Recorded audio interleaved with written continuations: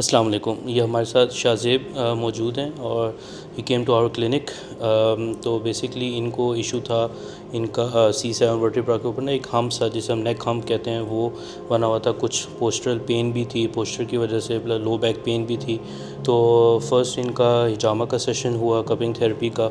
उसके बाद कुछ मैनुअल थेरेपी के सेशंस हुए जिसमें हमने सॉफ्ट टिश्यू मोबिलाइज़ किया, कुछ ट्रिगर पॉइंट्स रिलीज़ किए, और फिर फुल बॉडी कायरोप्रैक्टिक एडजस्टमेंट का इनका सेशन हुआ।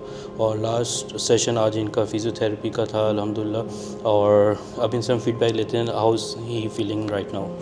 So initially I was a bit reluctant कि करवाना चाहिए नहीं, but I saw the reviews on Google and few testimonials for Dr. Vikas, and that made me think I should give it a go, and alhamdulillah I made the right decision.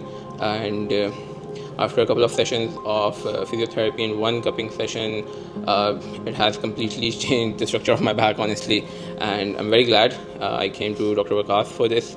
And I would recommend whoever is facing a similar issue or other issues regarding which can be treated from physiotherapy, do visit Dr. Vikas, and I would really just thank him. So thank you so much.